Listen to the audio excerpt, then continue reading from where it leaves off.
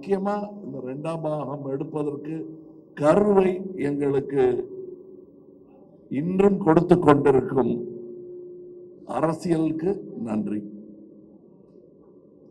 ஏன்னா இந்த கரப்ஷன் இன்னும் அதிகமானதுனால தான் இந்தியன் தாத்தாவுடைய 2ஆம் வருகைக்கு ஒரு பெரிய அர்த்தமே இருக்கிறது உங்கள் மத்தியில். அந்த அவர்களுக்கும் இது நல்லவங்க கெட்டவங்க எல்லாருக்கும் நன்றி சொல்ற ஒரு விஷயம். இன்னும் சொல்ல போனா இருக்கிறவங்க இல்லாதவங்களுக்கு கூட நன்றி சொல்லணும். இந்த மேடையில் நான் ரொம்ப சந்தோஷமா ஒரு தலைமுறையுடன் நடித்து கொண்டிருக்கிறேன். நான் மதிக்கும் நல்ல நடிகர்கள், என் நண்பர்கள் இப்பொழுது எங்களுடன் இல்லை. அவங்கெல்லாம் இந்த வெற்றி விழாவில் பங்கெடுத்திருக்க வேண்டியவர்கள். மனோபாலா, நடுமுடி வேணும், விவேக் போன்றவர்கள். இந்த பக்கத்து ரோட்ல இப்பதான் முந்தானத்தை தான் எடுத்த மாதிரி இருக்கு விவேக்கோட சீன்ஸ். இவர் பக்கத்தில் உட்காந்து டைரக்ட் பண்ணிட்டு இருந்தாரு. காலம் எவ்வளவு வேகமாக ஓடுகிறது என்பதற்கு இந்தியன் 1, 2 எல்லாம் ஒரு உதாரணம். நாங்கள் திரும்பி பார்க்கறது கூட சங்கருங்கிற அந்த இளைஞர், அவர் நல்ல வேளை இன்னும் இளைஞராகவே இருக்காரு. நல்ல வேளை நான் தாத்தாவை போட்டதுனால வித்தியாசம் தெரியல.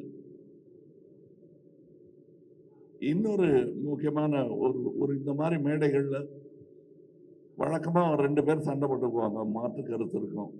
அது இல்லாம போயிடக்கூடாது இதுங்கிறதுக்காக நம்ம ரவிவர்மன் ஒன்று சொன்னாரு, சங்கர் சாரும் கமல் சாரும் நினைச்சாலே இது மாதிரி எடுக்க முடியாதுன்னு எடுத்திருக்கோம். அதான் இந்தியன் 3. இந்த மேடையில் அதை பேசக்கூடாது. ஸோ அவரையும் எதிர்த்து பேசிட்டு ஒரு சந்தோஷம் எனக்கு இருக்கு. அவருக்கு தான் சம்மந்தப்பட்டிருக்காரு. இதில் இருக்கிற எல்லாருக்கும் ஒவ்வொருத்தருக்கும் நான் நன்றி சொல்ல ஆரம்பித்தேன்னா, நாங்கள் பாம்பே போகிறதா இருக்கோம் அடுத்த விழாவுக்கு. அது ரத்து செய்ய வேண்டியிருக்கும். இப்போ டைரக்டரே சொல்லிட்டாரு குணால் அவர்களை பற்றி. குணால் அவர்களை நான் சந்திச்சே 10 வருஷம் ஆச்சுன்னு சொன்னா, 10 மேலே ஆயிடுச்சு. எனக்கே ஆச்சரியமா இருக்கு. விஸ்வரூபத்தும் போது நான் அவரை சந்தித்தேன், அதில் வேலை செஞ்சார். ஸோ அது மட்டும் இல்லை, இந்த படம் 5 வருடம் 6 வருடம் எடுத்ததுக்கு காரணம் நாங்கள் தொழில்நுட்பமோ இதுவோ தொழில்நுட்ப கலைஞர்களோ நட்சத்திரங்களோ காரணம் அல்ல.